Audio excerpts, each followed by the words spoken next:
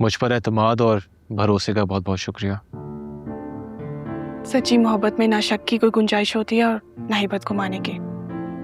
मेरे लिए आप बहुत अहम हैं। मुझे आपकी मोहब्बत पर बहुत मान है। मैंने तो कभी सोचा ही नहीं था कि शहराम और फरियाल एक दूसरे से इतनी मोहब्बत करते हैं। मैं तो सोचती थी कि मुझ जैसी मोहब्बत शहराम से कोई नहीं कर पाएगा। ये है सच्ची मोहब्बत जो मैं और फरियाल एक दूसरे से करते हैं, जो तुम कभी नहीं कर पाई। फरियाल की मोहब्बत में ऐसा क्या है जो शहराम मेरी मोहब्बत को इतनी जल्दी भुला बैठे? मुझे ऑब्जर्व करना चाहिए और यही करके शहराम के दिल से फरियाल की मोहब्बत को निकाल कर रहूंगी।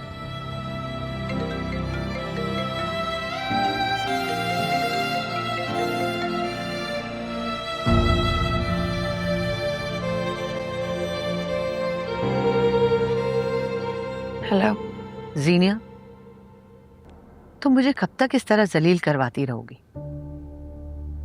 ये सब कुछ सुनने से पहले मैं मर क्यों नहीं गई? क्या हुआ है मॉम? इतना हाइपर क्यों है? तुम्हें हमेशा अपनी मर्जी करने की आदत है ना, इसलिए ना तो तुम्हें अपनी माँ की इज्जत का कभी ख्याल आया और ना ही खानदान वालों की बातों का। अब खानदान को क्या तकलीफ हो गई है?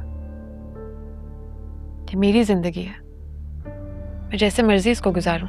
हाँ, तुम्हारी जिंदगी है, लेकिन तुम्हारे साथ और लोगों की जिंदगी भी तो वापस है। मसलन मैं तुम्हें नजर नहीं आती? मॉम, हुआ क्या है?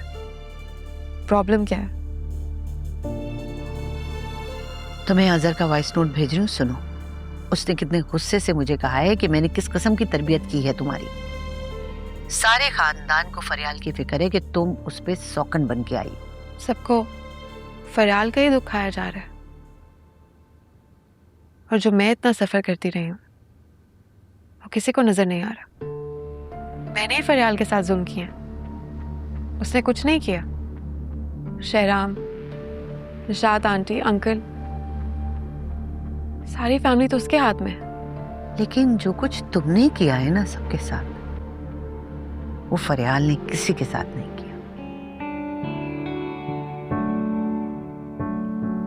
ये आप कह रही हैं मॉम? आप ही कहा करती थी ना कि उसको कभी जिंदगी में आगे ना बढ़ने देना। जीनिया सबसे स्पेशल है, जीनिया जैसा कोई दूसरा नहीं।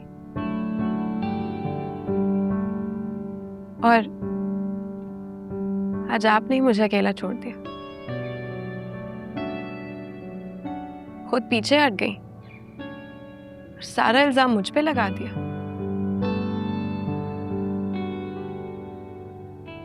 मुझे आपसे कोई बात नहीं करनी। मैं बुरी हूं ना, मुझे बुरा ही रहने दे।